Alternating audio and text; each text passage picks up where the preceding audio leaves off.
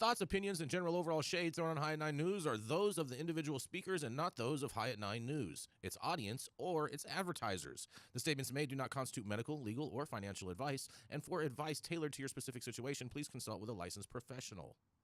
Welcome to the High at 9 News Hour, where you will hear from cannabis industry experts and professionals from around the country talk about important topics while shining light on global issues and discussing cannabis as it relates to politics, regulation and reform, data and technology, science, research and medicine, family and parenting, art, celebrities and entertainment, fitness, sports, mental health and wellness, and plant-based medicines and entheogenics.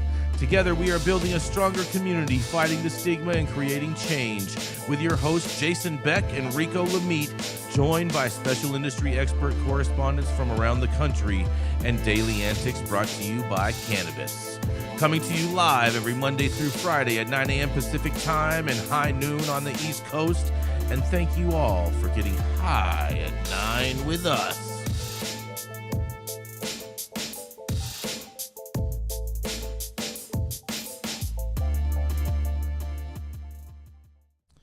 Oh, yeah. Good morning, everybody. That's right. It is Tuesday, June 18th, and today is National Wanna Get Away Day. I feel like Southwest Airlines supported this.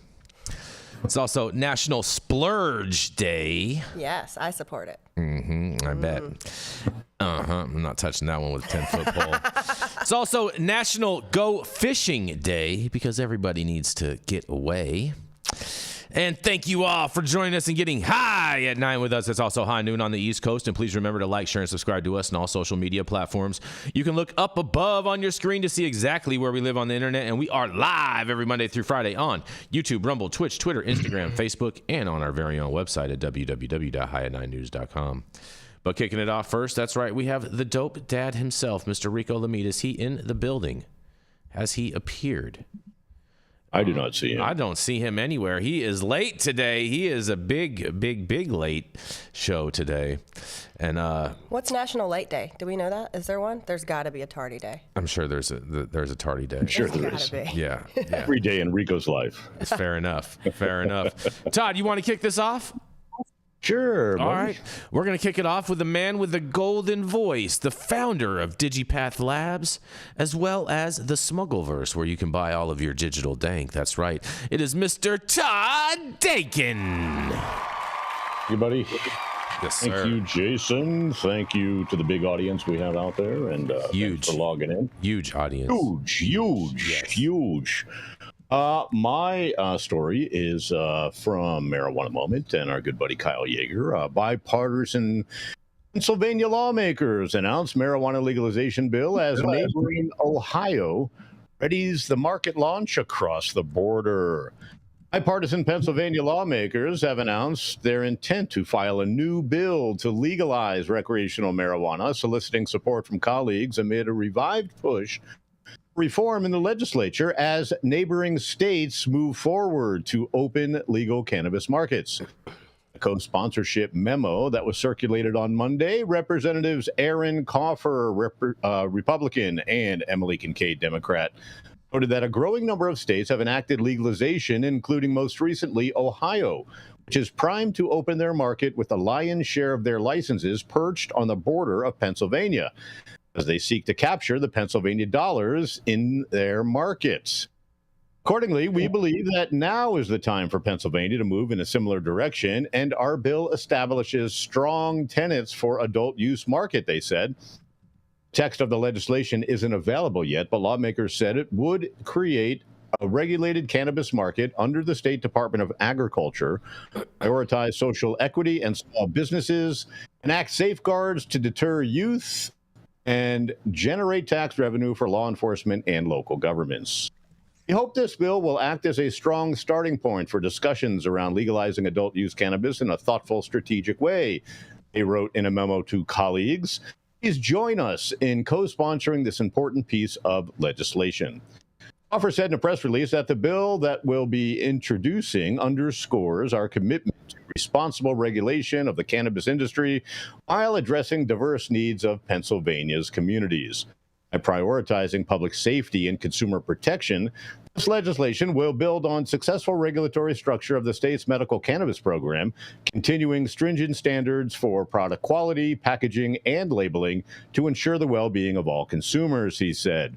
Kincaid added, "It's well past time for the Commonwealth to legalize cannabis for recreational use, address the injustices of the failed war on drugs, and ensure that Pennsylvanians can benefit from this industry in the same way our neighboring states have. Our bipartisan effort to provide specific language that takes the best practices from other states is the next substantial step in finally getting this done," she said. Memo is being distributed a week after several legislators participated in a cannabis rally at the Pennsylvania State Capitol, where there was a significant emphasis on the need to incorporate social equity provisions as they move to advance legislation. The rally only featured Democratic lawmakers. Responsible PA organized a separate event last month where Senators Dan Laughlin, Republican, who was sponsoring a separate cannabis bill with Senator Sharif Street, Democrat. The state is getting close to legalizing marijuana, but the job will only get done if the House and Senate leaders sit down with the governor and work it out. He said, "We need to work it out, and that doesn't happen in a vacuum." As he added, while he understands that Governor Josh Shapiro, who is also a Democrat, has again included the legalization in his budget proposal this year, need to sit down with the House and Senate leadership and try to work it out and get a package where we can get this done. Warren County, Pennsylvania District Attorney Robert Green, a registered medical cannabis patient in the state, also spoke at the rally. In January, Green filed a lawsuit in federal court seeking to overturn a ban preventing medical marijuana patients from buying and possessing firearms. Meanwhile, last month, the governor's office said that the Biden administration's move to federally reschedule marijuana adds support for the effort to legalize cannabis in Pennsylvania. Pennsylvania House panels held a joint hearing to discuss marijuana legalization in April, with multiple lawmakers asking the state's top liquor regulator about the prospect of having that agency run cannabis shops. Also in April, members of the House Health Committee, a conversation centered on social justice and equity considerations for reform. That took place days after Representative Amon Brown, Democrat, filed a marijuana legalization bill that he described as grounded in safety and social equity. Brown said, "I'm here to get this done." He has a personal experience with current marijuana policy. In a prior meeting in March, members focused on criminal justice implications of the prohibition and the potential benefits of reform. In another hearing in February, members looked at the industry perspective with multiple stakeholders from cannabis growing, dispensing, and testing businesses, as well as clinical registrants testifying. At the subcommittee's previous cannabis meeting in December, members heard testimony and asked questions about various elements of marijuana oversight, including promoting social equity and business opportunities, laboratory testing, and public versus private operation of a state legal cannabis industry. And during the panel's first meeting late last year, Frankel said that state-run stores are, quote, certainly an option. It's considering for Pennsylvania, similar to what New Hampshire Governor Chris Sununu, Republican, recommended for that state, though a state commission later shied away from that plan. Cannabis proposal that Brown filed in the House in April is an identical companion to the bipartisan Senate cannabis legislation measure that was introduced last year. So here we have Pennsylvania wanting to get in on the game because their neighbors, Ohio, are in the game and they're about to steal their market share. What do you guys think about Pennsylvania, guys? I'm Todd Denkin with High at 9 News. Really want to hear what Yarrow has to say. Oh, Yarrow. Yarrow. You've been summoned, Yarrow. Well, can you guys hear me now? Can you hear me now? Well, I hear you.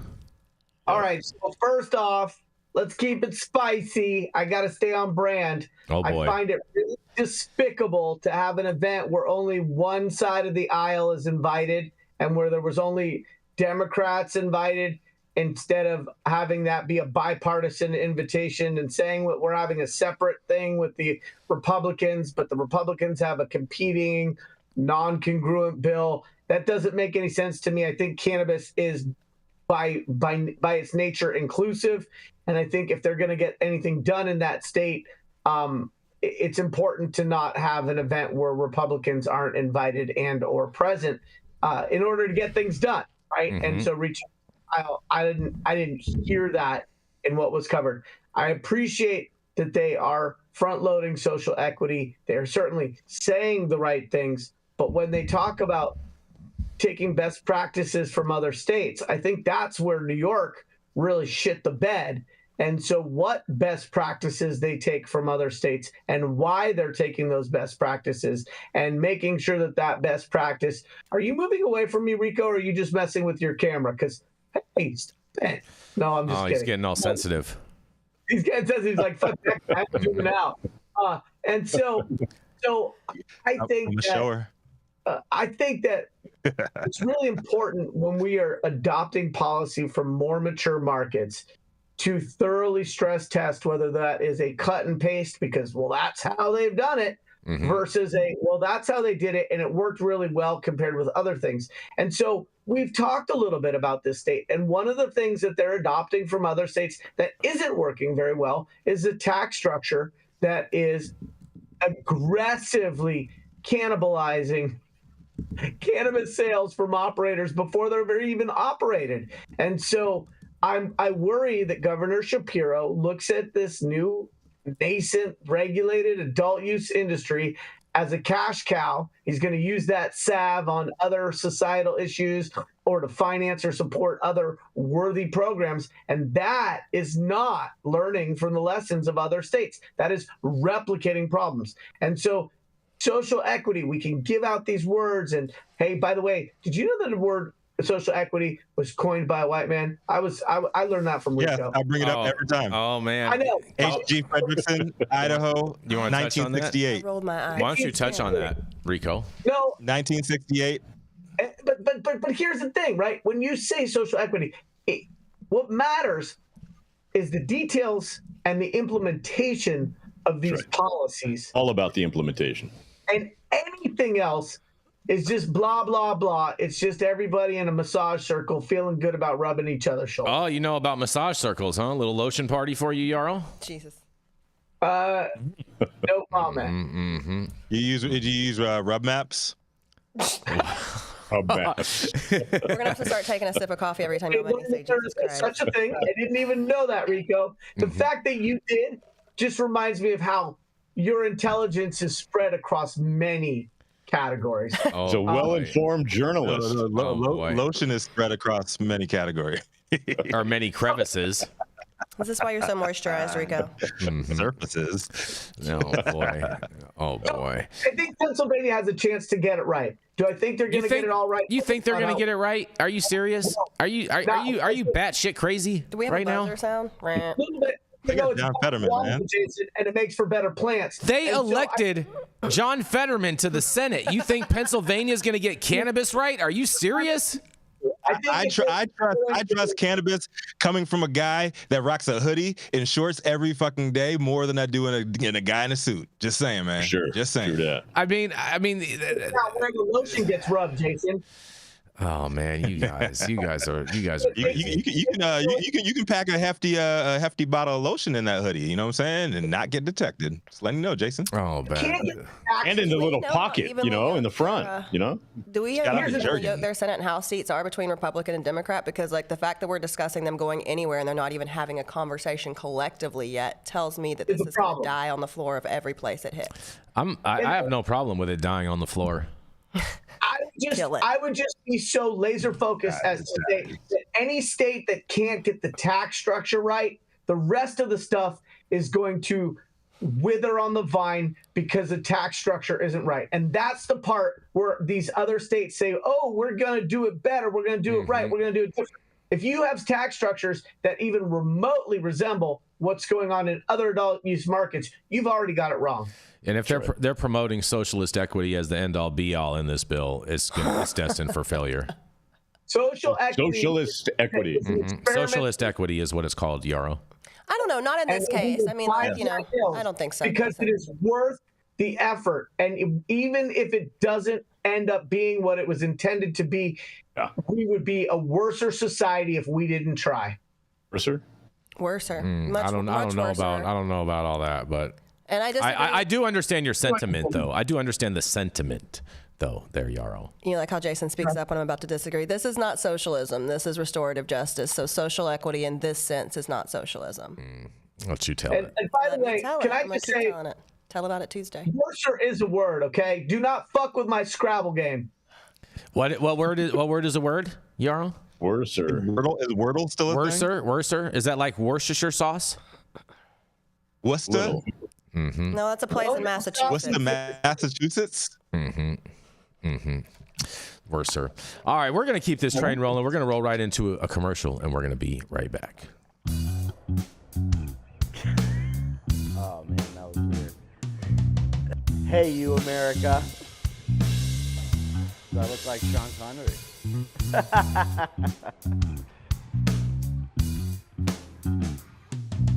Good morning, America. Saman Razani coming to you live from sunny Los Angeles, California with the one and only highest host, Mr. Jason Beck, smoking on the best weed in the world. Did you know that we have an audio-only version of our podcast? You can find it on Apple, Google, Amazon, iHeartRadio, and Spotify. No excuses in 2024. If you haven't checked us out, check it out now. And also, check out what the Prophet's doing in 2024.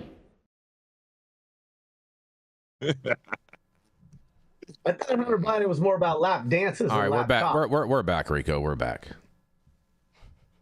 Is it, up next, you all know who it is. It is the man, the myth, the legend, who does not believe in paying full price. That's right.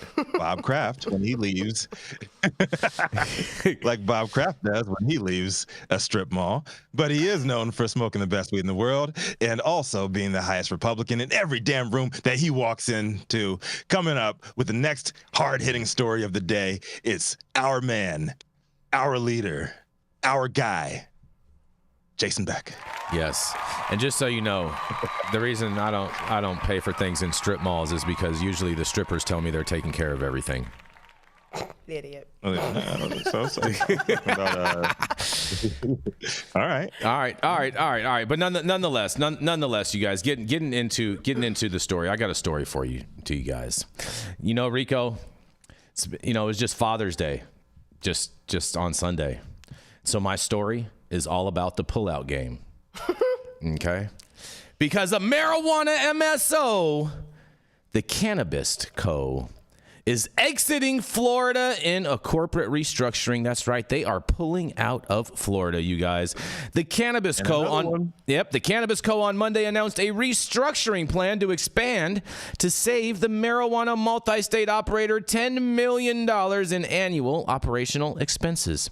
The cost-cutting initiatives, according to a news release, include divesting all assets and licenses in Florida, closing an underperforming retail store in Trinidad, Colorado, shuttering 2 stores in New York, and reducing operational hours at 2 of its medical marijuana dispensaries in the state, you guys. In a quote, "As we have made clear since the beginning of 2024, under new leadership, the Cannabis Company will look very different by the end of this year in terms of our operational footprint, overhead expenses, and de-risked financial profile," says CEO David Hart said in a statement. In an additional quote, he says, "Our focus is on building a better business positioned for profitability and long-term sustainable growth. As part of these efforts, the New York-based MSO is targeting certain markets for growth while selling off underperforming and non-core assets in others. The Florida restructuring implemented June 14th includes the divestiture of 14 MMJ dispensaries, 3 cultivation and manufacturing facilities, and its license. The assets have drawn letters of intent from several buyers and $2.75 million transferred in escrow, according to the release. The Cannabis hired ATB Securities as an advisor for the Florida transactions, and the Florida assets accounted for less than 5% of the company's first quarter revenue of $122.6 million, down 4.4% year over year.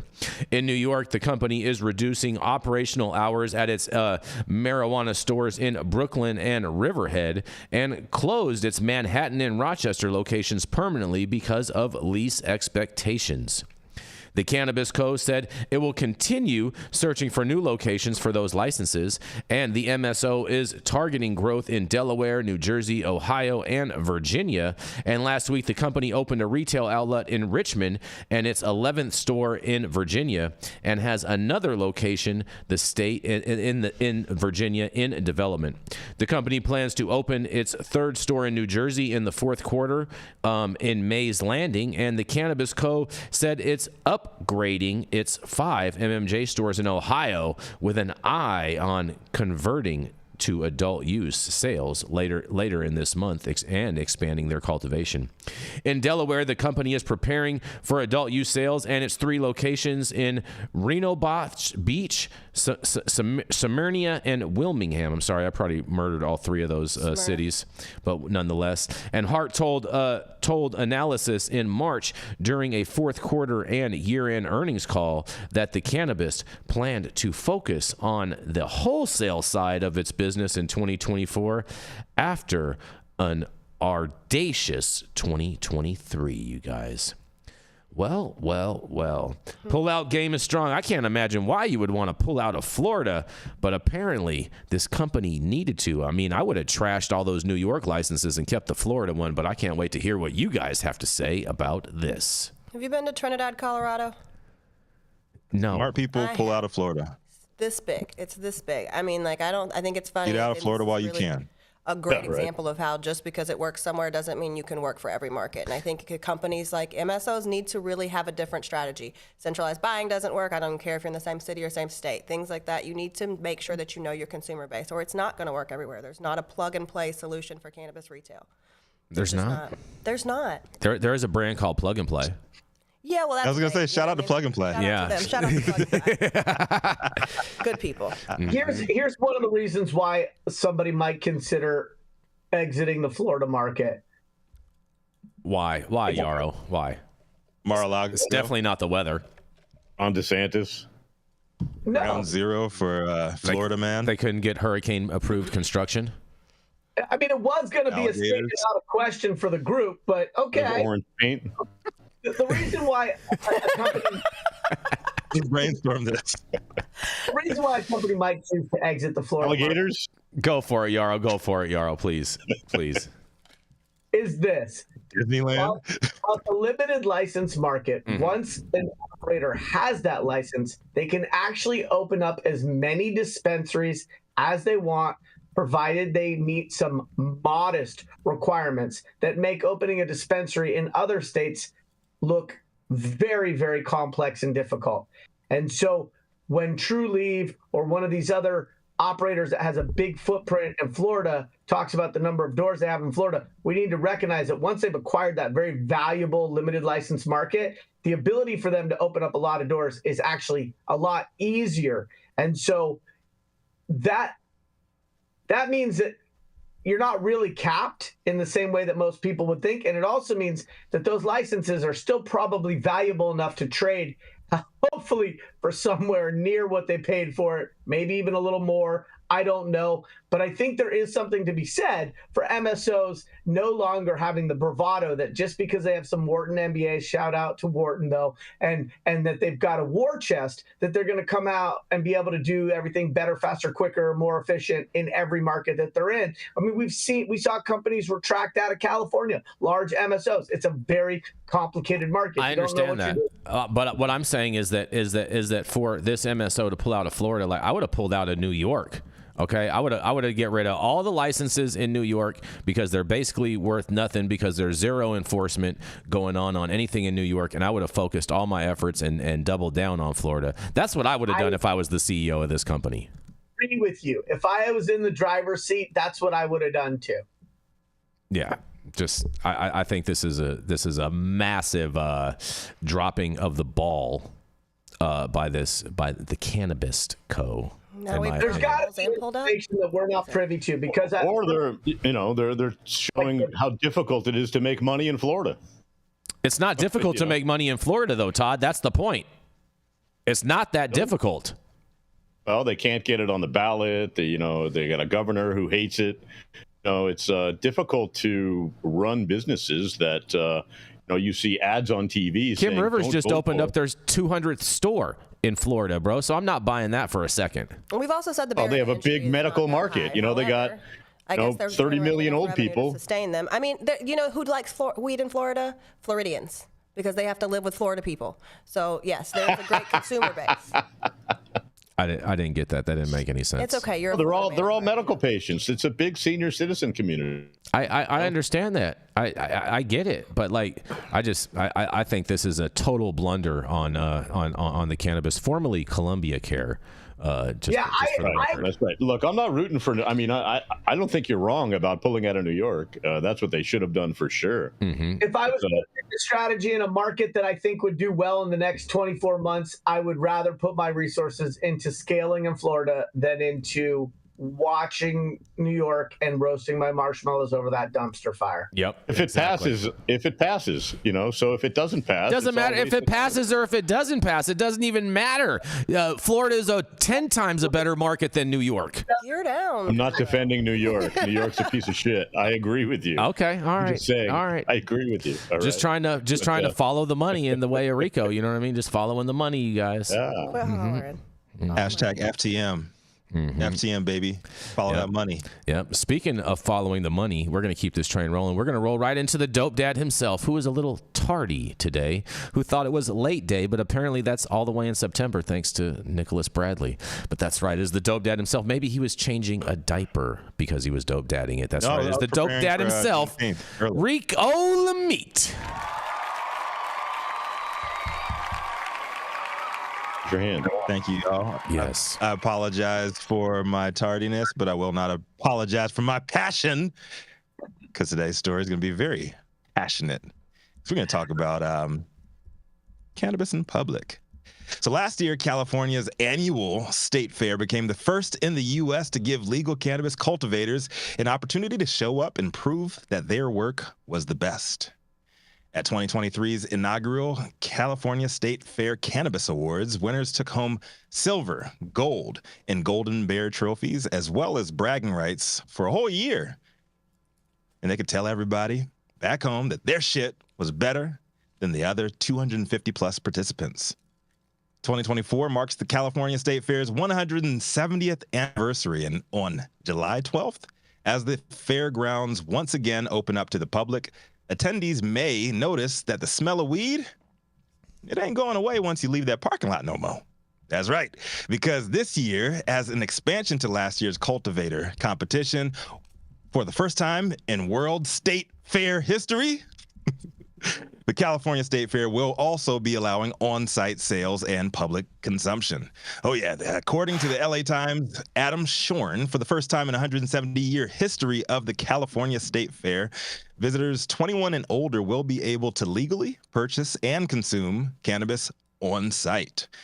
Per the article, fair planners on Tuesday announced the decision to allow visitors to buy and use cannabis at the 17-day event beginning the 12th of July, touting it as a watershed moment in the relationship between weed and the U.S. It's real words here. Where about half of Americans now live in states where marijuana is legalized. Laura Carpenter, co-founder of dispensary chain Embark, said that hosting cannabis sales and consumption is a groundbreaking milestone in destigmatization by facilitating a deeper connection between consumers and the farmers who cultivate their products with such care. Embark will be handling on-site dispensary duties at the fair this year. The exhibit and competition's executive producer, James Leitz, said last year's cultivator contest that focused on flower has added product categories to highlight and recognize pre-rolls, concentrates, cartridges, edibles, beverages, and wellness products, among other new components. Per the article, the expanded contest had drawn more than 500 entries, which was double the amount sent in for 2023. Leitz said he hoped that the competition would provide patrons the opportunity to directly engage with and consume winning brands and eventually transform public understanding of the plant. Tom Martinez, the State Fair's chief executive officer, echoed Leitz, adding that the expanded offerings to include on-site sales and consumption in a designated area, asterisk there, have you like in a little booth, provide a platform to amplify California's rich agricultural bounty and facilitate storytelling for farmers from diverse backgrounds and experiences. Well, folks, got to be honest. Sounds like Emerald Cup has a little competition here. They talking big shit. But I've never been a big state, county, or local fair person. So maybe I'm the wrong guy to either recommend this thing or not. Maybe some of y'all are. Will the inclusion of on-site consumption and sales at this year's California State Fair be enough to get your stoner ass off the couch and up the road to Sacramento next month or no? I want to know. My name is Rico Lamitte, the dopest dad on the street for High at 9 News. Y'all going or no? Rico, the number one question for this, Rico, is are they going to have deep fried gummies at this fair? Oh, dude. A stick. THCA. Yeah, exactly. And Delta 8, deep fried Delta 8 gummies. Yep. Can't wait. Exactly. I'm only Infused corn dogs. Mm-hmm. Oh, yeah. Infused corn dogs with yep. Gavin Newsom taking pictures on the glizzy. A funnel Corn cake? dog. Okay, you keep that thing in your carny cart. Okay, young man.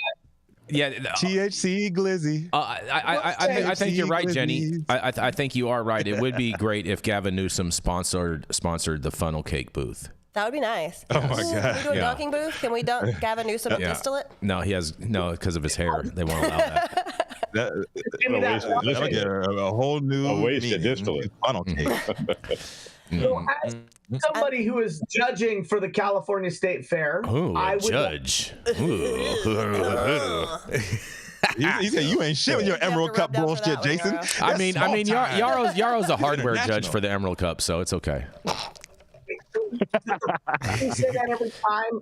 It just shows how deeply you're hurt by my assent. And there's room for more than one funny short Jewish guy. And even with your looks maxing, I'm still pretty good on this on film here. So Yeah. let's just say this about the State Fair.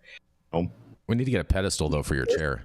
Competition between the Emerald Cup and the State Fair, because the Emerald Cup has a 2-decade legacy roots CV and a history of innovation that the State Fair could not and would not be doing what it's doing now without the path that was paved by the Emerald Cup.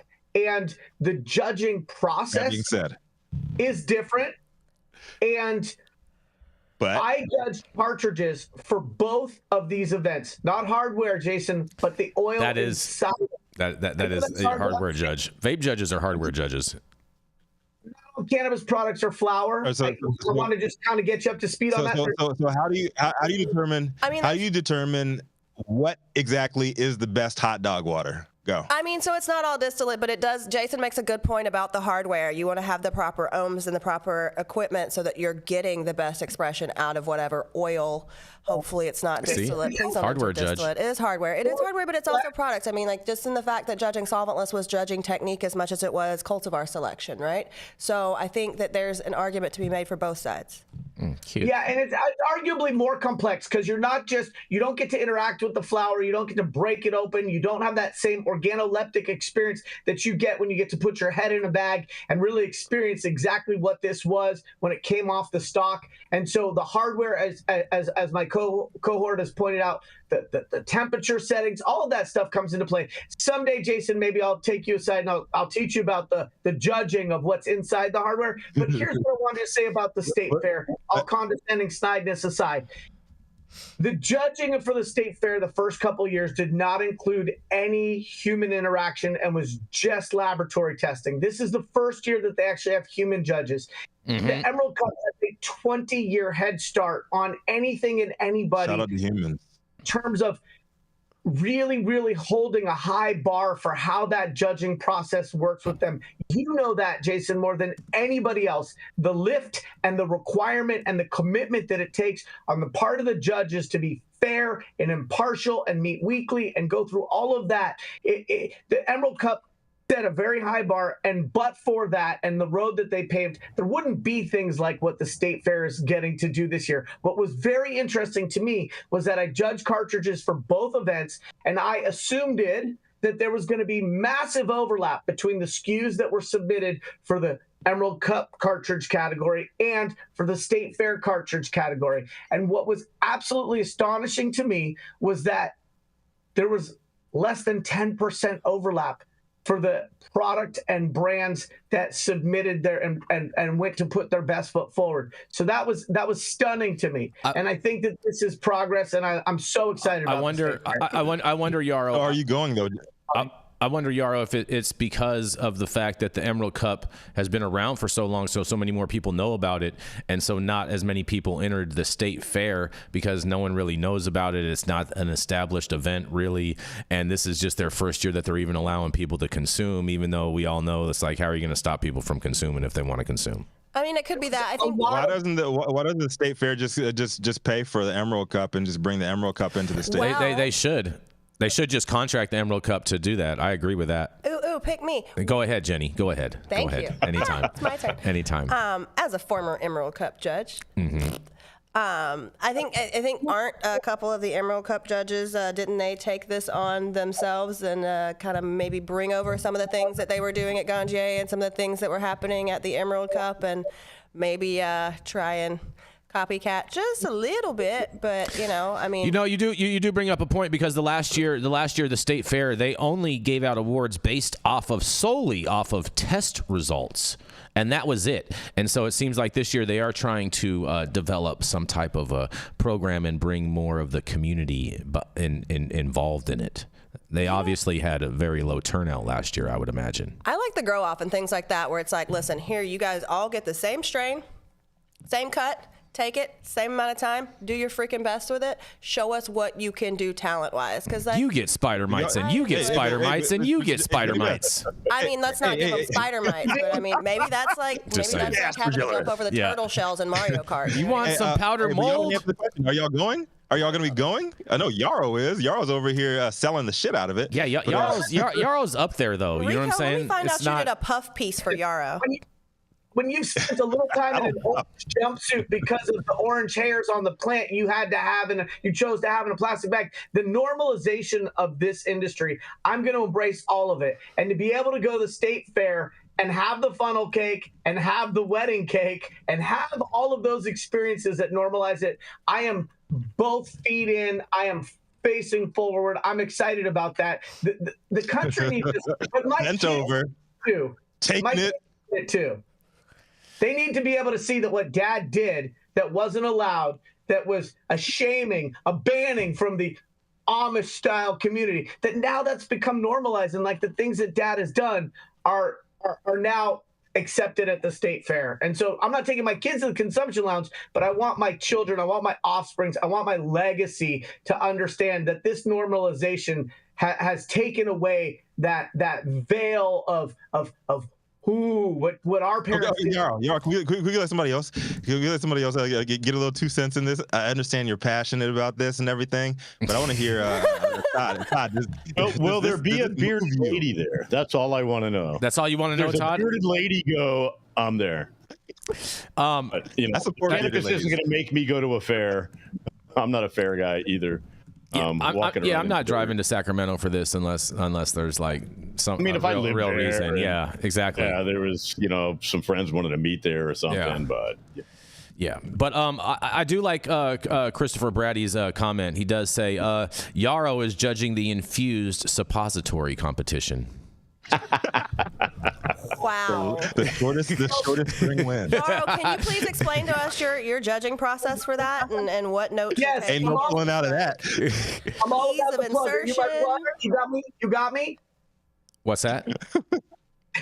What's that, Yarrow? Yarrow, are you tall enough to ride the rides? Yeah, Yarrow. Yeah, no, Yarrow. We have to give him some stilts, so then that way he can pass the height wave at requirement. Jason and Yarrow while we go around the roller coaster. Mm-hmm. You guys can take our picture.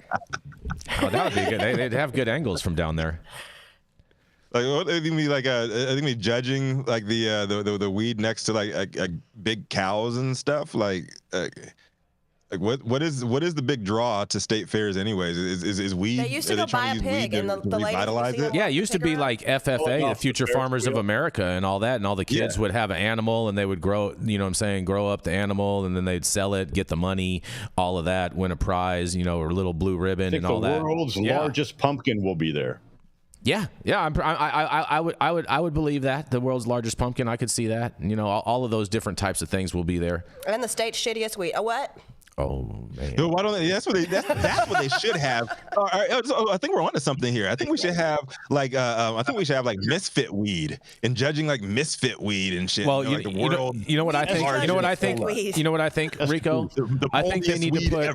I think they need to get all that bunk boof weed, and they need to just throw it in a hay baler and then make weed bales for people to sit on at the county fair. And then we can set them on fire like Burning Man and a Clint. You have like carnies and stuff, like somebody just drinking the shit out of bong water all 17 days. Well, I heard, that gets you high. That's what would get me out there.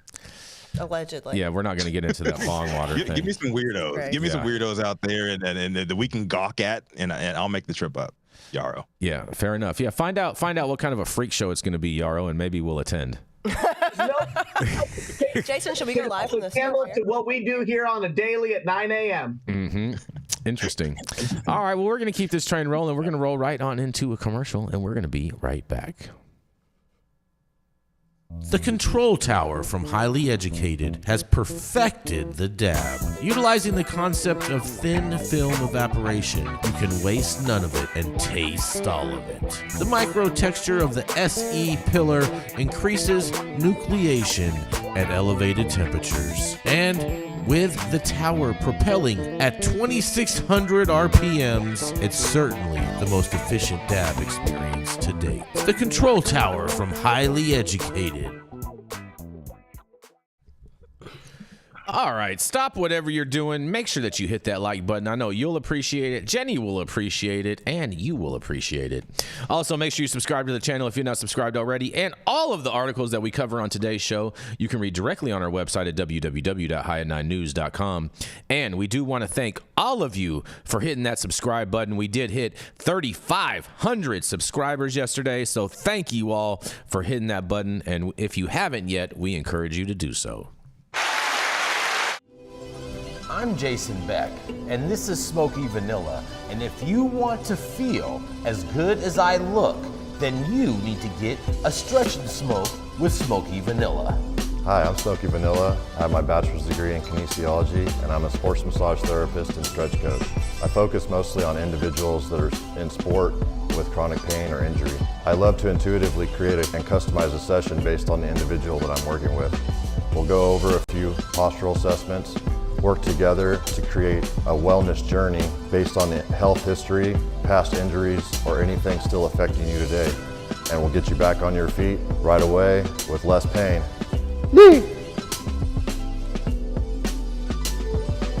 We're about to stretch, and then we're gonna smoke, because we're gonna get on our stretch and smoke.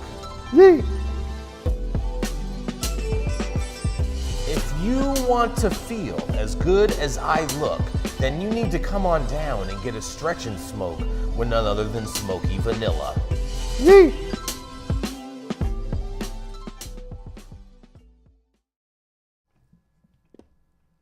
Oh, yeah. Our next correspondent is in the building, live in the flesh, next to Jason Beck. And I think it's no coincidence he's a lot more behaved today than he was yesterday. She's a well-known and respected cannabis executive. Stop it. The mastermind behind Kind Cannabis Consulting and Just to Serve 501c3. And y'all know who it is. Coming to the stage next, it is Jenny Beth Dills. Yes. Thank you, Rico, and welcome. Thanks for joining us. I'm glad you figured out which way to wear the hat and were able to log in this morning. Jason, I'm really proud of you. This is actually. Yeah, I ain't Jason. You ain't be talking. You ain't be talking like that to me. You ain't talking like me in my house. Come on, Oh, boy. Juneteenth coming up. We can save Come on. save the fight for tomorrow for Juneteenth. Maybe we can duke it out. Birdie said I might be here. Let's do it. Depends on if she can get up early enough. Hey, listen. All right, so let's take it to a topic I'm passionate about. Rico got to be passionate. It's my turn. And this story comes to us from New York City. Lawsuit aims to stop NYC's mass crackdown on marijuana shops and says it's unconstitutional. Dozens of businesses that have been shut down in the cannabis enforcement blitz that New York City Mayor Eric Adams launched in early May are filing a class action lawsuit against the city to stop the expedited closures, claiming they are unconstitutional. The enforcement effort, dubbed Operation Padlock to Protect, that's tacky, closed more than 300 stores suspected of making unlicensed cannabis sales between May 7th and June 3rd, according to Adams' office. The current pace of closure is fueled by the state cannabis reforms passed in April that allow the NYPD and the local sheriff's office to padlock a store suspected of selling cannabis without a license on the first inspection without obtaining a court order. The lawsuit, which was filed by 27 businesses on Wednesday, alleges this practice violates the shop owner's constitutional due process rights because it lacks judicial oversight. The complaint seeks an injunction to halt the practice and compensation from the city for lost revenue and other damages. In a statement sent to The Gothamist, Liz Garcia, a spokesperson for Adams' office, didn't specifically address the lawsuit's concerns about stores being immediately locked without judicial oversight. The Adams administration has been clear that the purpose of Operation Padlock to Protect is to close down illegal cannabis and smoke shops to protect New Yorkers and better support the legal market by allowing justice-impacted and other legal cannabis business owners to thrive, she said. The city's and state's past crackdown attempts failed to make a dent in the 2,900 stores the sheriff's office estimates are making unlicensed cannabis sales across the 5 boroughs. Shutting a store down previously required multiple inspections and months-long legal proceedings if it worked at all. Under state law, officers can immediately lock up any store they allege poses an imminent health and safety threat that could entail being located close to a school or church, selling to minors, or processing cannabis on site. Store owners are entitled to hearings with the city's Office of Administrative Trials and Hearings, also known as OATH, within 5 days of a raid. But the administrative officer overseeing the hearing can only recommend that a business's closure be overturned. The final decision is up to the sheriff's office. The decision can't be appealed to the sheriff or the OATH. And if the sheriff's office upholds the initial closure, it remains in place for a year. The locking of stores should have never been allowed without a hearing being conducted, and the hearing shouldn't be done at OATH, which is controlled by the mayor's office, said Lance Lazaro, the lawyer who filed the suit. It should be done in a court of law where you have an impartial judge. Recently, other attorneys have also raised due process concerns over the NYP searching stores and seizing products without a warrant. The lawsuit names as plaintiffs several stores that have been shut down through Operation Padlock. In some of the cases, the suit says the administrative hearing officer recommended the closure be overturned, but the decision was overruled by the sheriff's office. Lazaro and other lawyers representing businesses that were issued citations or closed in the enforcement sweep have told Gothamist that in some cases the sheriff followed the hearing officer's recommendation to reopen a shop. But the sheriff's final determinations have not been made public, and the sheriff's office has declined multiple requests to share them. Surprise. Half a dozen licensed dispensary owners told Gothamist that they had gotten a welcome bump in business from displaced customers as the city has continued its crackdown. WeWho? I love that name. A co-owner of Lenox Hill Cannabis Company on the Upper East Side praised Operation Padlock last month after the city shut down 3 shops in his neighborhood on May 11th. He said some customers have come in with products they purchased at unlicensed shop and asked if his store sells anything similar. But advocates for the shop owners who have been accused of making unlicensed cannabis sales said their livelihoods are also at risk. A closure order can mean the death of a small business, said Charles McMillan, an attorney representing shops that have been shut down but aren't named in the current class action lawsuit. The businesses run from only cannabis sales to bodegas that have everything from sandwiches to potato chips and soda. So far, 133 licensed cannabis vendors have opened statewide. Governor Kathy Hochul is in the process of overhauling the State Office of Cannabis Management to try to speed up the licensing. Okay. So many things. Constitutional law. I love this. Equal protection under the Constitution of the United States of America is a very real thing. The police should never be judge, jury, and executioner, neither should their oath office. This is insane, and I love that this guy was willing to put his name in here and say, I'm stoked that this is happening. I think we need to be so careful. This is so disgusting. Every time I hear someone being like, well, let's shut down the unlicensed shops. Well, guess what? All of us were freaking unlicensed. Well, most of y'all weren't here for this. All of us were unlicensed when we first started. Without the people who are willing to take risks, this industry wouldn't fucking exist. So maybe let's try to find a way to, safeguard public, whatever. But I mean, we've seen in licensed shops are selling some dirty shit too, right? I think let's just be careful and make sure that we're not alienating the people who have actually helped to build this industry, because that's absolutely disgusting.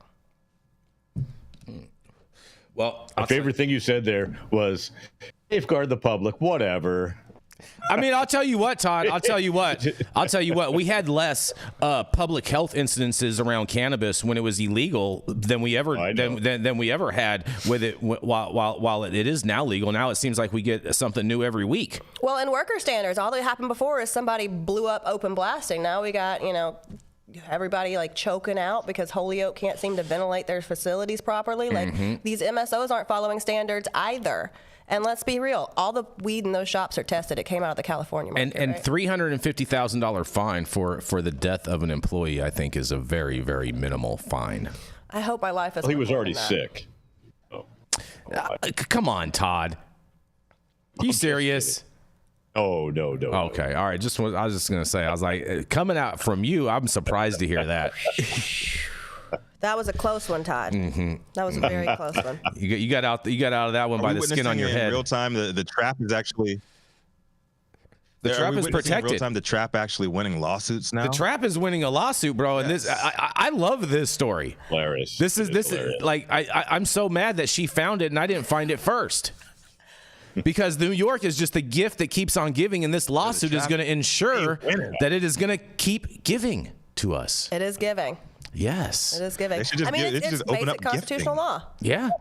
It is. I mean, there is due process in this country, and whether you believe our justice system works or you not a fan of it, the process exists for a reason. The fact that the mayor's office is making a final determination, guess who keeps getting all these bribes? The fucking mayor's office. Guess who's getting money to their re-election campaign? The mayor's office. I'm sorry, a decision on someone's business that they've owned for however long should not be dependent upon someone who's getting their pockets filled to do so. Fair. Jason, you're a license holder. How do you feel about non-license holders not being shut down? I mean, to me, it defeats the purpose of having a license. Personally, you know what I mean? Right. From that perspective. But like I get it at the same time too, because I operated before there was a license, and we just operated under the auspice that, hey, this is what we're doing, and this is what's good, and like we basically had a default license in the sense that we weren't being prosecuted, that the locals were allowing us to operate in that manner, and so. If the locals want to do something, it's the locals' right to do something and whatnot. But me, I'm just here with the popcorn, and I've told everyone that New York is going to be a mess, and everyone wants to just keep on gaslighting everyone in New York. Oh, it's going to be the greatest market ever, and da da da da. And you know what? In some ways, it is the greatest market ever because it is the one open, true, fair market. So, I hate. What about making it easier for these trap shops to get a license? I mean, they couldn't make it easier for a trap shop to get a license if their life depended on it, Todd. They're trying to push social equity licenses through, and they haven't even got to 500 of them yet. So I think trap shops are a symptom of a regulated market that hasn't addressed all the needs of the consumer/public, starting with the ridiculous taxes and the cost to the end user. New York can't enforce against the trap because it can't even open the shops that would theoretically an alternative to the trap shop. Exactly. And let's be fair. I mean, like, look at LA for an example, right? We have more dispensaries than fucking Starbucks in Los Angeles. Well, that's because people buy more weed than they do coffee. Well, that's in America now. Yeah. We still have plenty of trap shops. Like, the consumers, yes, some of them can be diverted over, but some of the people who buy trap weed, who want those California products, who want the shit they're not supposed to be able to have, are always going to buy that. And the people who are buying based on California quality are not going to buy what you guys are producing in New York. That's just not going to happen. So I'm sick of hearing, whether it's New York, whether it's California, whether it's wherever, the license operators crying and boo-hooing, sad me, I can't sell weed because Johnny up the street's trapping eights. No, you can't sell weed because you're doing a shitty job, you're not optimizing your customer, and your weed sucks. I think a lot of it has to do with the weed sucking because New York made the biggest kerfuffle when they told all the hemp people that they were going to be the growers, and they're still selling 2-year-old weed in stores right now. I love the word kerfuffle. I heard something. I heard something very peculiar last week. Was it really peculiar? At an LBCA meeting, right? Mm-hmm. Shout out to my man Nate. He said that trap prices right now are damn near on par with what we're seeing in legal dispensaries, yet California sales continue to slip. That sounds like a quality problem to me. Well, I think you do bring up a point, Rico, because I will say that the quality of cannabis diminishes significantly when you are only able to sell it as a consumer packaged good, meaning that it's prepackaged prior to sell. I think that the deli style model is far, far better, and I think the state would actually get more revenue if they allowed for this because the product would be better, it would stay fresher, it would sit better longer on the shelf as opposed to all of a sudden becoming dry, dusty Colorado weed in California shelves. I mean, let's be completely honest. Colorado created the deli model, and that's why cookies flopped in Colorado because Colorado did not create the deli model. That is total. In a licensed market, they did. In a recreational adult use licensed market, I don't know about all that. They had an adult market before you guys did. Fair enough. That part's fair. But that's also why cookies flopped in Colorado because we train the consumer in Colorado to buy on quality. I'm going in there, I'm looking at the jar, I'm smelling it, I'm picking the choice buds that I want, even though I'm gonna break them up anyway. So buying your shitty Mylar well, first of all, you don't and feeling bamboozled. That's a big misstep on their part by letting the consumers pick what buds they want. That's not how it should work at all. It was a great experience. That is the most dumbest decision from a business. I'm gonna go early and give limited. That was a great. No, that's an idiot. That's an idiot decision. You tell them that's like going over to the soup kitchen and like, I want that piece of chicken right there in that soup.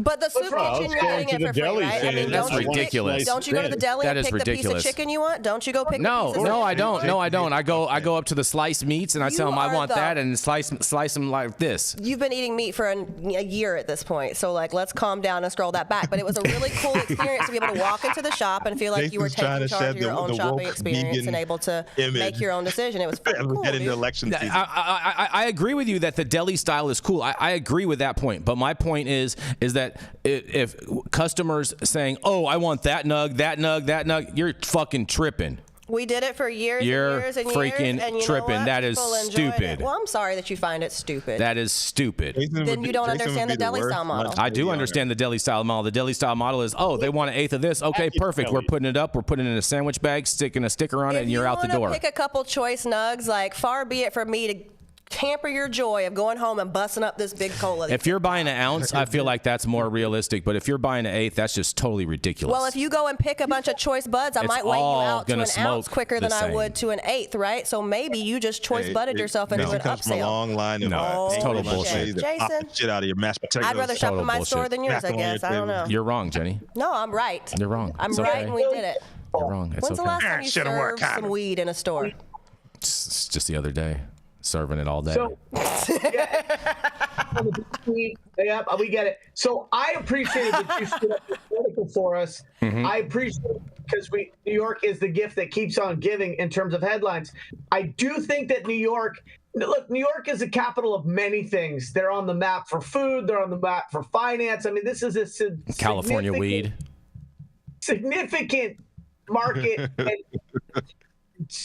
trendsetter in a lot of different ways. What I think they really missed out on was the name of this operation. Okay, like they needed somebody in branding because Operation Padlock to Protect is so nails on chalkboard. OPP, man. You know what? Rico, you know what it reminds me of. Stop and frisk. OPP? Stop and frisk. Yeah. Yes, it is. It is Stop and Frisk 2.0. Let's keep it a buck. Mm-hmm. But instead of doing that, they want to go with something that everybody loves in New York and New Jersey, and that's OPP. Yep. You down with OPP? Yeah, you know me. Mm-hmm. I have a chance that these people will prevail because due process still matters, and we still have 3 branches of government, And even though these people may be doing things that are not sanctioned, here in America, we have a due process for all people, and there's supposed to be there's supposed to be checks and balances against the executive branch just doing whatever the fuck they want. They have an illicit storefront problem, but the only way, in my opinion, that you solve that is by actually lowering the taxes, increasing the quality, as my cohort has said, and making the regulated market attractive to people. If you can't do that, then I think these shops are just a byproduct of failed policy and failed execution on that policy. But this Operation Padlock to Protect, that seems like something that somebody dreamed up after they had done too many dabs, and that it sounded good for a PR newswire press release about what they're doing. This isn't going to do anything, and it's a drop in the bucket. And so it's a waste of time. It's a waste of money. I think they should be really focusing on supporting regulated businesses. And I'm just concerned about the Prohibition 2.0. I don't want to be in a situation where we talk about the second failed war on drugs. And the truth is, when we talk about the failed war on drugs, it wasn't a failed war on drugs. It was incredibly successful at destroying families and communities and creating a lot of havoc for certain constituents. So it may have failed to prevent cannabis from being in people's lungs, but it actually didn't fail in breaking up homes and destroying families, asset forfeiture, and the prison industrial complex. It was actually very effective. So if they go with this padlock thing, I think we're just Prohibition 2.0. And due process matters. It's one of the very few things that's great about this country when it works. And I think that, I'm not saying the trap is good or not good, but I think everybody is entitled to a fair process that allows for the facts to be laid out and for them to have the right to shoot their shot and explain what it was they thought they were doing relative to what someone is alleging they did. Everybody has access to Lowe's and Home Depot. That's all you got to do is go over there and get a pair of bolt cutters and take that padlock right on off. Exactly. Just like when you used to steal shit out of the other kids' lockers back in high school. I'm sure some of the bodegas have some in the back, and they'll just rent it to you. You know what I'm saying? Like probably like $20 a snip. If they could get into their bodega, it's been padlocked. Yeah. Well, I'll tell you what. We do want to thank the suitor of music for this big old super chat, who says, Jason goes to the deli and they give him medium rare Wagyu steak. Yeah, that $5 is gonna get you one slice. I'm good with that. That's enough. That's enough. I give it $4.99. I can get a slice of Wagyu for that. I'm with that. Thank you so much. You're choosing your specific one that you want. I want that one. No. Oh, don't do that. No. I don't do that. Yeah. No, I'm totally against that. Yeah. Just say you pick it. You pick it for me. No. Who needs to? I tell them to give me the best, freshest ones, because they're the ones that are stocking it. They're the ones that are going to know better than I am. Has anyone ever gone through this process with Jason Beck buying anything? Because if you have, you know this is complete and utter cap. But I appreciate your conviction. You're so full of it. Stick to your narrative. That's the most craziest shit that I've ever heard. Whatever. Oh my God. We're going to keep on hearing crazy shit. Speaking of crazy shit, we're going to roll right on into Mr. Yarrow Kubrin. He is the man who does cannabis. He does real estate. He does cannabis real estate when there's actually some money in cannabis and real estate. But what he really likes to do is sit on the porch in his underwear and drink Pinot all night. That's right. It is none other than Mr. Yarrow Kubrin. Gotta have the worst intro of any regular panelist here. I could go back and rewrite it. Y'all do a better job covering the news than introing me. Unfortunately, some of what you say is accurate, but you know that it is what it is. This is Yarrow Kubrin, the director of real estate over at CanDev. We were able to secure 15% of locations that ended up getting dispensaries in that round of medical permits. And Ohio just, it's a better market than I often want to admit. It's fed the Kubrin family. And so this one was kind of cool for me. So without further ado, this is from Central Ohio News. Ohio Cannabis Festival hiring joint rolling judges at a high hourly rate. So Pomeroy, Ohio. And as an Ohio Cannabis Festival prepares for launch, it's also looking to make multiple hires with a high pay grade. Chad Thompson, the organizer behind Stargazer Cannabis Festival, told NBC4 that he was planning to hire multiple judges for the event's joint rolling contest on July 27th. The festival, weeks away from its inaugural 3-day run at Wisteria Campground, is taking place in the first full year that Ohio has legalized recreational marijuana and a little over a month after the state opened applications for the sales at dual-use dispensaries. Thompson launched the job posting online late Monday. There's two divisions, a classic division and an artistic division, Thompson said. And in both of these divisions, one of the criteria is, how does it smoke? The potential smokability. While the classic division will focus on traditional joints, Thompson said the artistic division could see intricately designed joints shaped like tanks, cars, and birds. He also broke down several other factors that judges would be expected to review, as well as the eyebrow-raising dollar amount offered for their time. We're going to be checking for the draw of the joint stability, like checking for runs and so forth, and all that's going to go into the judging process, Thompson said. And we're hoping that the pay will be enough to get a large pool of potential candidates. We're paying $100 an hour, to just smoke joints. The hourly rate won't be for a short span either, according to Thompson. He estimated the judging would take a couple hours, if not more, and for that reason, the applicants need to be experienced beyond casual users. If there's somebody who smokes maybe once a month, maybe that might not be the best person, Thompson said. But, if they're pretty regular smokers, I think they'll be able to handle it. Thompson previously clarified that no vendors at the festival spanning July 26th to the 28th will be selling recreational marijuana, and the farmers market at the event would mainly sell hemp-derived products. However, he did note recreational marijuana will still have a presence at Stargazer in other forms. Vendors will be allowed to sell cannabis seeds, legal even at the federal level, and with which Ohioans can grow up to 6 plants under the state's current laws. Festival goers will be allowed to use their homegrown marijuana at the campgrounds as well, including in the joint rolling contest. It's good. To be completely legal to be homegrown cannabis, or they may roll it with hemp, or they may not. I'm not going to ask, Thompson said. I'm sure that there will be attendees that have legal cannabis with THC and will be consuming it, but there's going to be no person-to-person sales. He also mentioned that while festival tickets are still available online, they've been selling quickly. Thompson said applicants interested in applying to become a joint rolling judge or just buying standard tickets should visit the Stargazer Festival website and scroll all the way to the bottom for a link to the event jobs posting. So let me just kick this off by saying this one gave me such a funny and a feel-good laugh. I actually went to their website and applied to be a judge. You applied to be a judge. He's trying to get judge a papers. time on your hands. Mm-hmm. Mm-hmm. So what do you guys think about this? I mean, do we know if they're getting paid more than minimum wage for this? Do we know what the rate of pay is? Hour. How much an hour? 100. $100 an hour? Oh, that's better than $420. That's a lot better than $420. Let me find out this is a puff piece so that Yarrow can get $100 an hour to smoke weed. Yarrow, I mean, is this self-serving? No. After I found the article and after I chose to cover it, I went for shits and giggles to their website to apply. I just want to spread my lungs to as many competitions as possible. And I've never been to Ohio, and so I thought, whatever. Are they providing a stipend for travel, Yarrow? To Ohio. I never lobbied for tents.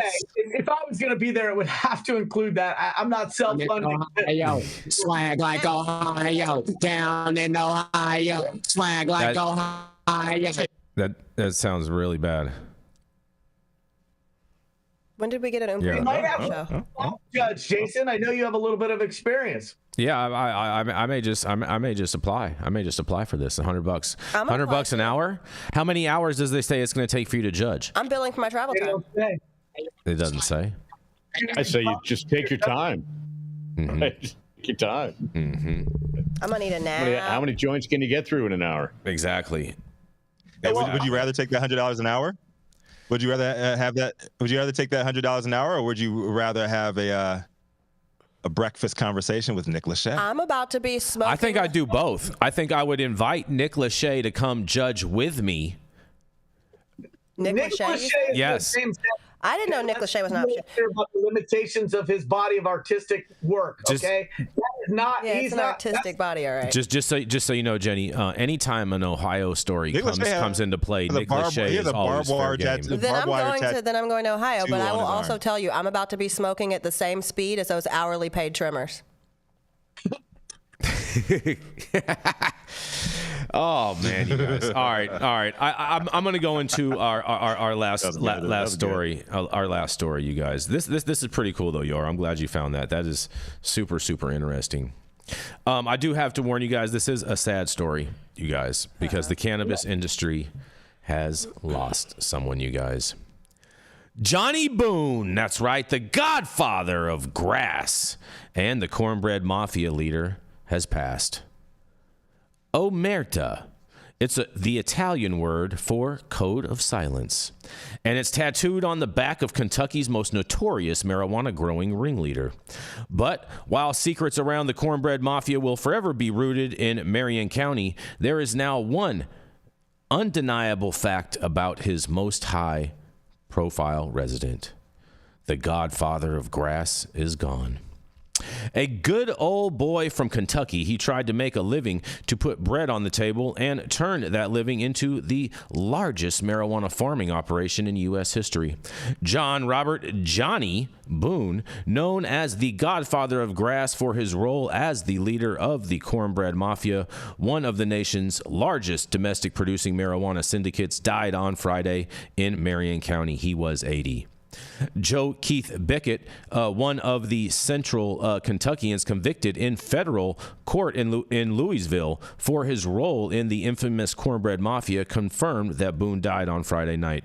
Boone passed at the village of Lebanon, a nursing home in Lebanon, at 11:11 p.m., you guys, all ones.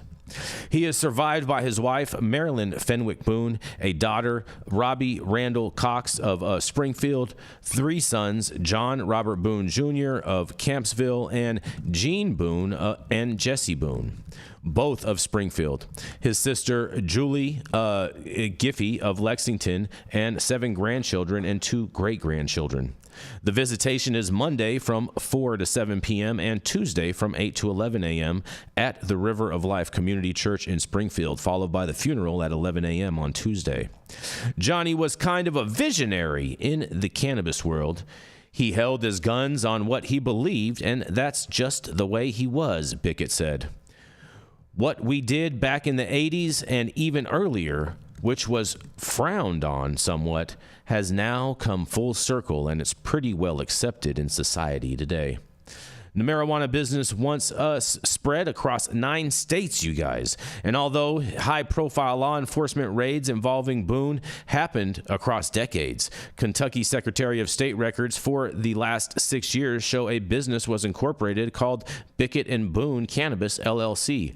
Although Boone's name is not on any of the official documents for the agricultural crop production business in Raywick, Kentucky, Beckett said he was involved in a new portion of the marijuana business. Boone is wearing a gray ball cap with Beckett and Boone stitched on in green in the photo, and Beckett posted him on his social media.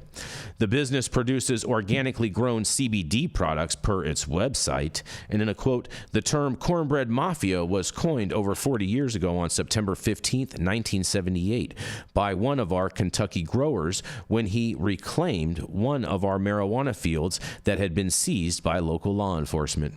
The Beckett and Boone CBD website states, in quotes, the name stuck and it's still with us today. Now, many of the founding members, their families, and friends are working in the hemp industry producing marijuana's legal cousin. The government once said the cornbread mafia, a group of mostly Kentuckians, pooled money, machinery, knowledge, and labor to produce $350 million in pot seized in 9 states.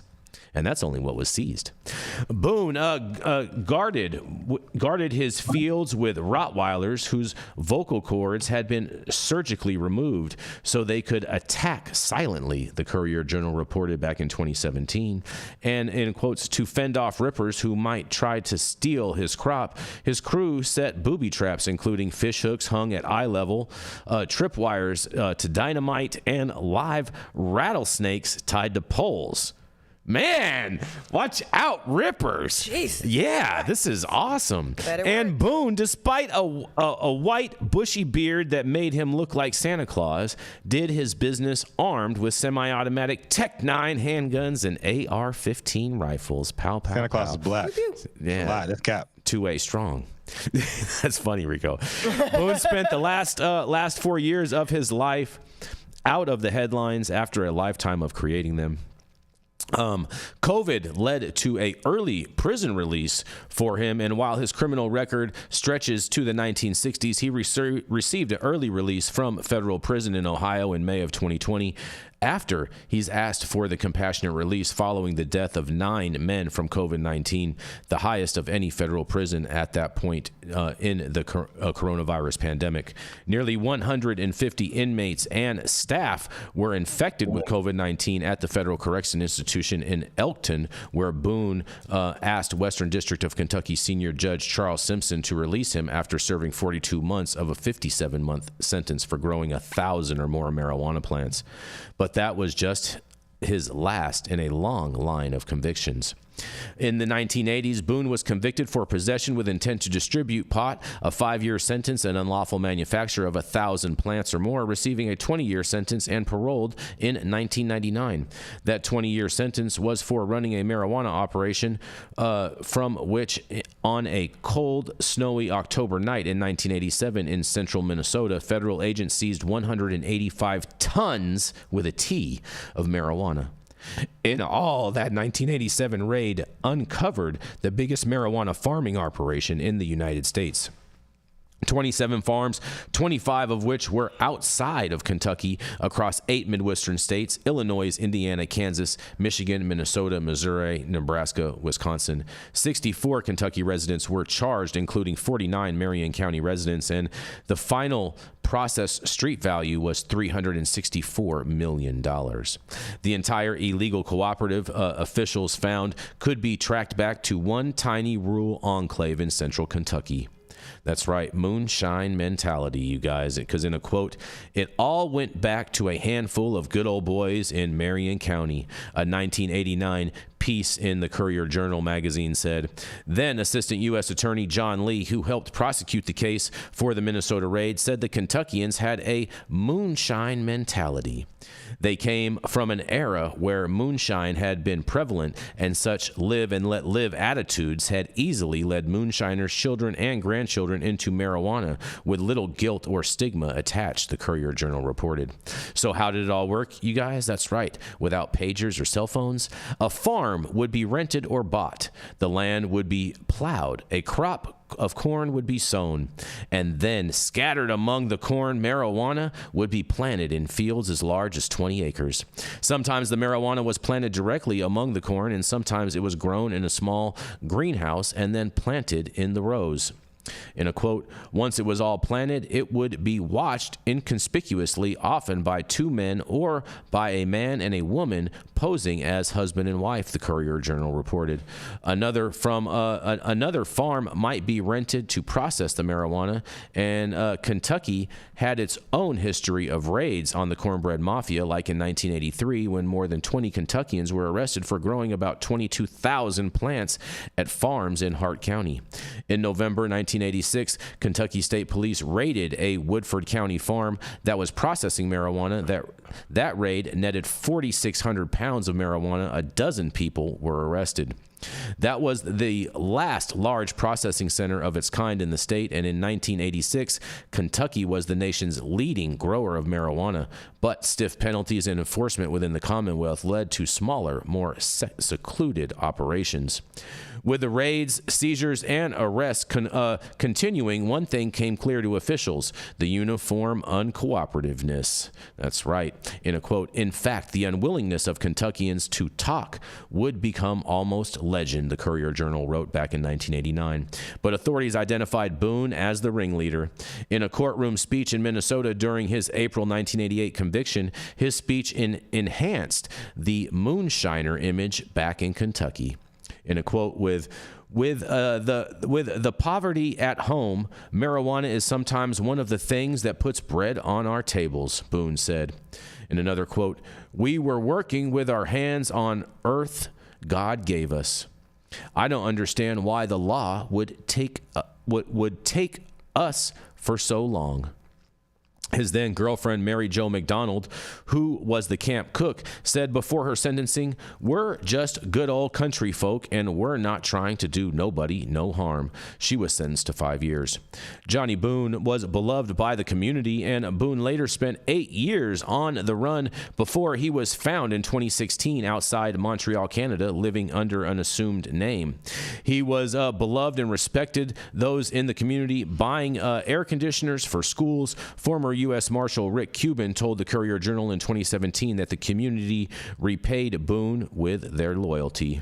The Courier-Journal also wrote the following in a quote, when deputy marshals tried in vain to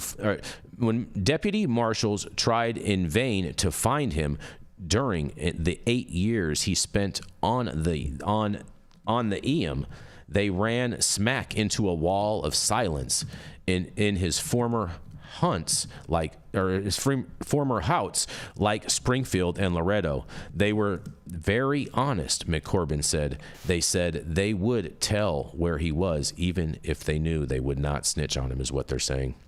In another quote, according to James Higedon, a Lebanon native and author of The Cornbread Mafia, a homegrown syndicate's code of silence and the biggest marijuana bust in American history, Boone was born in Washington County and raised by his grandfather, a veteran of Prohibition who learned to supplement his family income with moonshining and bootlegging and whatever else seemed necessary to keep the farm afloat. Higedorn's account was published in 2012 when Boone was on the run, and as a 15-year-old in 1958, Boone won the state 4-H championship in sheep breeding, earning a trip to the Chicago for the National 4-H Congress, and 2 years later, he won another championship for tobacco growing. Graduating high school in 1961 as a 3-time football letterman and in the top 1/6 of his class, he planned to enter the University of Kentucky, wrote the Springfield Sun, according to Higedorn's book. And in a quote, instead, Boone started a family and stayed on the farm. And by the 1970s, he had channeled his 4-H skills into a new agricultural challenge: raising the best breed of pot ever grown in Kentucky, a variety that High Times magazine later named Kentucky Bluegrass, the book says. And in another quote, for a time he grew pot in Belize, which led to his first bust and a 5-year hitch in federal prison. In 1987, after police flew over a 355-acre farm in Minnesota and saw 2 huge rectangles of green below each the length of football fields, they raided that place. Boone led 3 squad cars and 5 officers on a chase, knowing he couldn't get away, but selfishly allowing his workers to escape, Higedon wrote in his book. And in another quote, when he was caught and asked his name, he responded, Charles Grass, you guys. Well, rest in peace to this drug war veteran is all I have to say on this. This was a fantastic story to read and account, and I can't wait to hear what you guys have to say about this. I got to come with the correction department. It's Higdon. Obama gave him clemency. That's crazy. Mm-hmm. It's Jim Higdon, and he's actually a really good guy. I actually was brought in to try and consult for him in 2022. He has a CBD brand called Cornbread CBD. Mm-hmm. Yes, we referenced that in the article. World. Look at that. He's got a book. You didn't reference the CBD company. I did reference the CBD company. Hey, do they as a non-California native, do y'all big on cornbread out here too? Yes. Everybody loves cornbread. Yeah, we from the South. Oh boy. You don't like Cornbread. friends. Like, is it big out here too? Not as big, but it's for those that know. Okay. If you're into your barbecue and you don't like cornbread, you're missing out. Yeah, every time we had barbecue in elementary school, there was always cornbread. Do y'all put sugar in y'all's cornbread? Because if not, you're doing it wrong. Well, butter and honey. Yeah. Come on. All right, No, all right, in it, Jenny. when you're making, I guess you don't know how to make it. You know, you're from South Carolina. Don't you start with me, okay? You The put Mission butter and District honey is on it, but you got to put the sugar in it. The world. Oh boy. I put sugar in your grits. I mean, Todd, what do you have to say about this? I mean, you were alive during a lot of this time. I was. I think it's very sad every time a pioneer, cannabis, a pioneer dies. I'm sure he's got more and more stories than you read about they did what they did. It's sad. It's he helped create what it is that we're doing today, right? Exactly. Just by simply doing it. There's another example. We were talking about it before, how the trap, happens before all of this happens. And, here's a pioneer who's on all of that shit, was willing to put his life on the line and put his money where his mouth is, And he had no snitches in the crew. That's right. About that. We forget Icon era. to talk about the economic opportunity that legacy cannabis created for agrarian communities and the benefit that often did, building schools, building bridges, helping people who are less advantaged. And making money and pursuing money is not a nefarious thing. And so, there's this stupid debate in cannabis about, like, are you about the medicine, are you about the plant, or are you about the money? And that's a false paradigm, because you could actually be about both and it doesn't contradict. And so somebody doing big things in big fields and making sure that they were community reinvesting because that was their model, that was their motto, that was their mantra, like, that is all really something that people should be taking notes on that playbook and trying to continue to replicate that approach to doing well and doing good. And so to do that for some of these rural communities, like it's a beautiful story, and we honor people by remembering them. We honor people by you telling their story, and so I think it's lovely, and I think that culture, that moonshining culture. I mean, when they had a TV show about moonshiners on TV, I devoured every single one of them because I just loved the renegade culture and also the commitment to quality, the different types of moonshine, the different flavors. And so it's not a surprise. It shouldn't be to anybody in other regions of this country that moonshining mentality, that renegade culture would automatically spill over into the cannabis activity that's been happening in that region for decades. Of course. I want to know how to tie the black market vices in business. Yeah. How about that? Yeah. What were you going to say, Jenny Beth? I want to know who had to tie the snakes to the sticks. Right? Yeah, right. Man, those booby traps, bro. I mean, I was just imagining walking and like catching a fish hook in your eyelid, bro, and how crazy that would be. Yeah, that would suck. It's not good. It's not good. fun. Would you rather catch I know, and you have long lashes. Oh, not my lashes. Just saying. No, those lashes would protect her against the barb. She would like bat, bat, bat, and they would just. No, I don't think so. Because the fishing line, bro, is just like dental floss. It's just gonna slide right through. All right. It's dental floss for fish, for sure. All right. And we're way over time. So thank you all for joining us for yet another episode of High at 9 News. You can catch us live weekdays at 9 a.m. Pacific, high noon on the East Coast. Big shout out to our super fans showing love, getting their comments posted live on the big screen. The Suitors Music, thank you for once again making sure Jason got his lunch money today. But also the rest of our live audience and online supporters catching us across all media platforms, tuning in each day to the Headlines of Chaos, also known as the developing cannabis industry. Remember, you too can fund Wagyu cold cuts for a cause. That's and right. Get your comments posted live on the big screen. Show us some love and we'll do the same. Our vetted correspondent team tuning in from all over, bringing us much needed variety of perspective and your respective opinions to the table. Thank you too. All the sponsors keeping the lights on, our production team, Cloud Media Partners keeping the AV struggles to a minimum, and always Cannabis, Sativa L, the reason we read these headlines daily. Thank you. It's been Tuesday, June 18th, 2024. Show's over. You've all been blessed with the top industry headlines. Hope it was enough for you to put in your pipe and smoke at least until tomorrow. My name is Rico Lamitte, the dopest dad on the street for High at 9 News, the cannabis industry's #1 daily news show. And today I was going to give it back out to the Sebastopol Sage, who brought the passion to today's show. But God, Rico. I believe he had enough mic time. Todd Denkin, why don't you take us out? Rico. Yes, peace and love, everybody. Thanks for tuning in and being great with us, and be nice to each other. How about we do that? Be nice. Kind. Remember that, Jenny Beth.